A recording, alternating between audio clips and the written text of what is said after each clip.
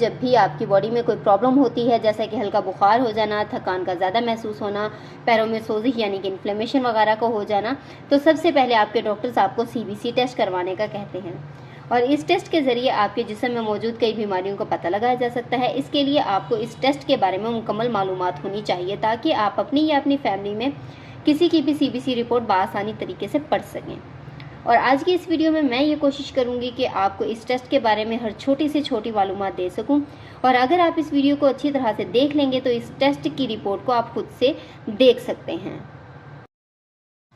सबसे पहले हम ये जान लेते हैं कि CBC होता क्या है और फिर हम ये देखेंगे कि हमें CBC कब कब करवाना चाहिए। ब्लड जिस्म का एक मखसूस लिक्विड है और ये लिक्विड यानी कि ब्लड दो चीज़ों से मिलकर बनता है, सेल्स और प्लाज्मा।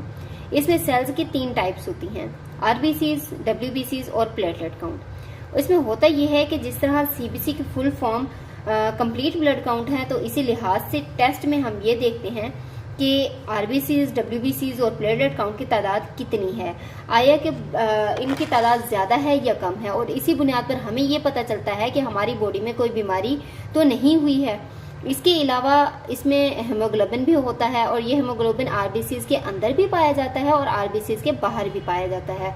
इसी वजह से इसका ब्लड का कलर जो होता है वो हमें लाल यानी कि रेड दिखता है। अब हम इसमें ये देख लेते हैं कि हम इस CBC की रिपोर्ट में हम क्या क्या देखेंगे।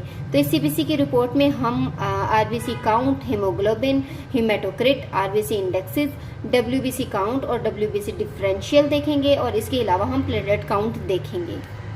इस तरह हम सबसे पहले ये देखेंगे कि CBC हमें कब कब करवाना चाहिए। अगर किसी को काफ़ी अरसे से थकान महसूस हो रही हो, वीकनेस हो, फीवर हो या उसका वज़न कम हो रहा हो, तो इस कंडीशन में हमें CBC करवाना चाहिए। इसके अलावा खून की कमी हो गई हो, किसी का एक्सीडेंट हुआ हो या किसी और वजह से खून की कमी हो गई हो, तब भी हमें CBC करवाया जाता है। या फिर हमारे ब्लड में सेल्स बढ़ गए हों यानी कि पॉलीसाइथीमिया हो गया हो, तो इस कंडीशन को देखने के लिए भी CBC करवाया जाता है। इसके अलावा किसी भी इन्फेक्शन का पता लगाने के लिए CBC टेस्ट करवाया जाता है। ब्लड कैंसर के लिए भी CBC टेस्ट लाजमी करवाया जाता है। इसके अलावा भी किसी की सर्जरी होने वाली हो तो भी CBC टेस्ट करवाया जाता है। इसके अलावा भी और बहुत सी ऐसी कंडीशंस हैं जिनमें ये CBC टेस्ट करवाया जाता है। ये CBC की रिपोर्ट आपको कुछ इस तरह की फॉर्म में मिलती है। इस रिपोर्ट में नॉर्मल वैल्यूज दी गई होती हैं यानी कि हमारे ब्लड में कौन से सेल्स किस मिकदार में होने चाहिए, ये सब लिखा होता है। इस तरह अभी आपको ये रिपोर्ट पढ़नी नहीं आएगी। सबसे पहले हम इसे डिटेल में समझ लेते हैं और फिर लास्ट में हम ये देखेंगे कि आपको ये रिपोर्ट कैसे देखना होती है। अब हम अपनी आज की इस रिपोर्ट को स्टार्ट करते हैं। इसमें सबसे पहले RBCs यानी कि रेड ब्लड सेल्स आते हैं, इसलिए हम सबसे पहले RBCs को जान लेते हैं। RBCs हमारे ब्लड का एक मेन कंपोनेंट है जिसका काम ऑक्सीजन को ट्रांसपोर्ट करना है, यानी कि ये सेल्स हमारी बॉडी में ऑक्सीजन को एक जगह से दूसरी जगह पर लेके जाते हैं और हमारी बॉडी में मौजूद सभी सेल्स को ऑक्सीजन पहुंचाते हैं।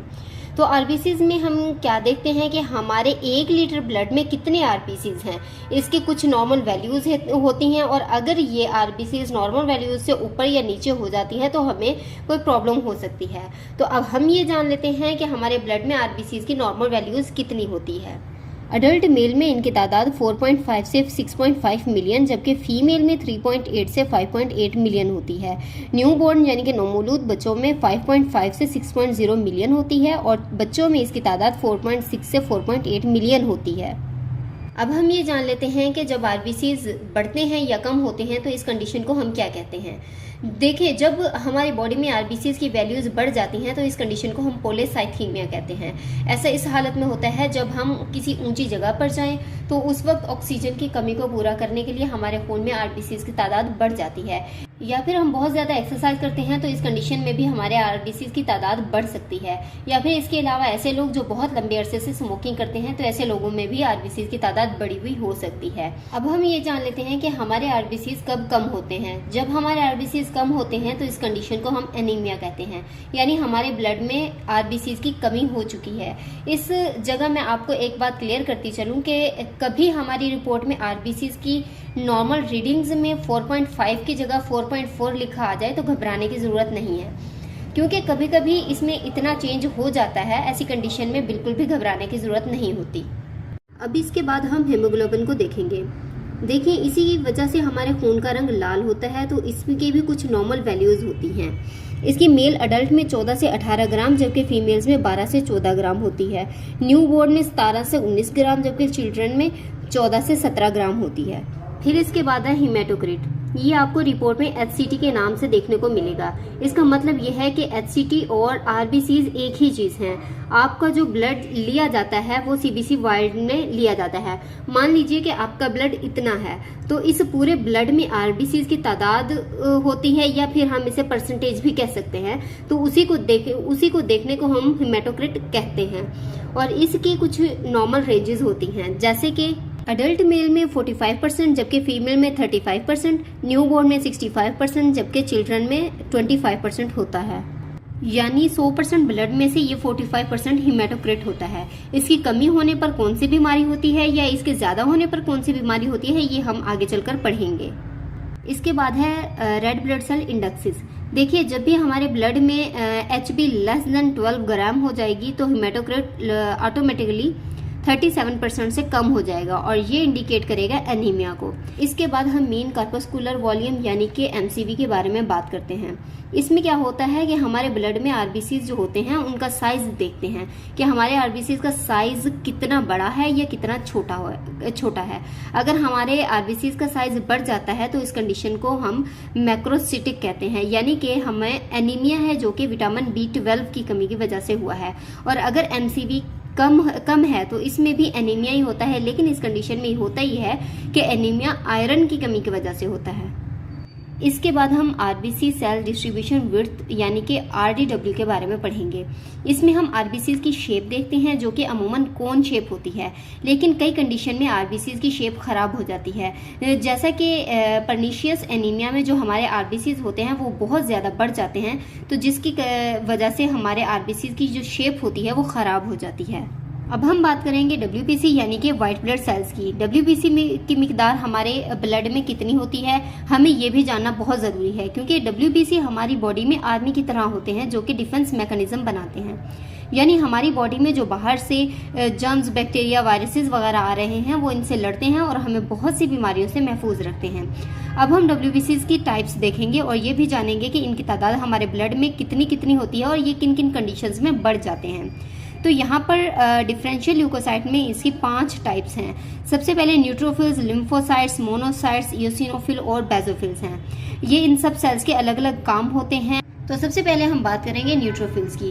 न्यूट्रोफिल्स जो हैं वो हमारे टोटल WBC का 70% होते हैं, जिनका काम बैक्टीरिया से लड़ना होता है। तो इस तरह न्यूट्रोफिल्स जो होते हैं वो हमें बैक्टीरियल इन्फेक्शन से बचाते हैं। और अब हम ये देखते हैं कि ये हमारे ब्लड में कब इंक्रीज होते हैं और कब डिक्रीज होते हैं। जब भी हमारी बॉडी में कोई बैक्टीरियल इन्फेक्शन होता है तो इस कंडीशन में इनकी तादाद हमारे ब्लड में इंक्रीज हो जाती है। तो इस कंडीशन को हम न्यूट्रोफिलिया कहते हैं। आप जब कभी CBC रिपोर्ट में न्यूट्रोफिल्स की तादाद बढ़ी हुई देखेंगे तो आप इस कंडीशन को न्यूट्रोफिलिया कहेंगे। इसके अलावा ये कई कंडीशंस में कम भी हो जाते हैं, यानी कि अगर हमें कोई वायरल इन्फेक्शन होता है या फिर हमें कोई ऑटोइम्यून डिजीज होती है तो इस कंडीशन में न्यूट्रोफिल्स की तादाद हमारे ब्लड में कम हो जाती है। या इसके अलावा कीमोथेरेपी के बाद भी इनकी तादाद कम हो जाती है। इस कंडीशन को हम न्यूट्रोपीनिया कहते हैं।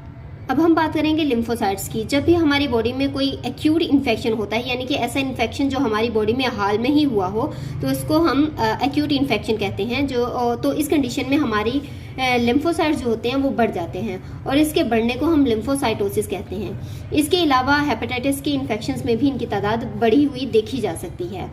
अब हम बात करेंगे मोनोसाइट्स की।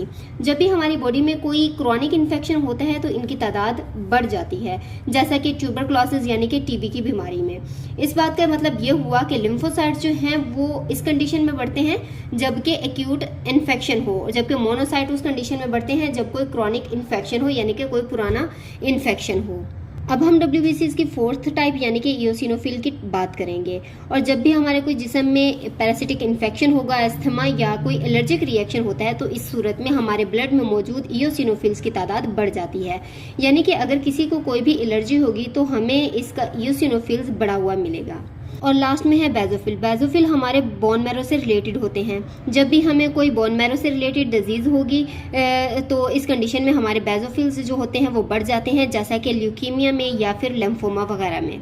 यहाँ पर हमारे WBCs का पोर्शन कंप्लीट हो चुका। अब हम ब्लड में मौजूद 3rd सेल्स की तरफ आएंगे जो कि प्लेटलेट काउंट है। अब हम प्लेटलेट्स काउंट के बारे में जानेंगे और सबसे पहले हम ये जान लेते हैं कि इनका काम क्या होता है। देखिए, ये हमारे ब्लड को जमाने का काम करते हैं। आपने देखा होगा कि जब भी कभी किसी को कट लग जाता है तो उसका खून बहने लगता है, लेकिन देखते ही देखते खून कुछ देर बाद जम जाता है और ये खून का जमना इन्हीं प्लेटलेट्स की वजह से होता है, जो खून को जमाने में मदद करते हैं।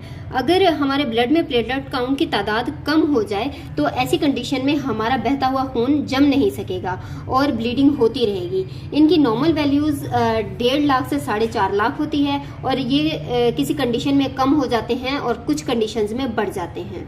आप जब भी सीबीसी करवाएंगे तो आपको इसमें थोड़ा बहुत देखने को चेंज मिल सकता है, जो कि नॉर्मल है। ऐसी कंडीशन में घबराना नहीं चाहिए, लेकिन अगर आपको बहुत ज़्यादा चेंज देखने को मिलता है तो आपको फ़ौरन डॉक्टर को दिखाना चाहिए। और वीडियो के लास्ट में आप सबसे गुजारिश है कि अगर आप चैनल पर न्यू हैं तो चैनल को सब्सक्राइब कर लें, क्योंकि हम आगे भी इसी तरह की अच्छी और इन्फॉर्मेटिव वीडियोज़ लाएंगे। इसके अलावा अगर आप किसी टॉपिक पर वीडियो चाहते हैं तो आप हमें कमेंट सेक्शन में कमेंट करके बता सकते हैं।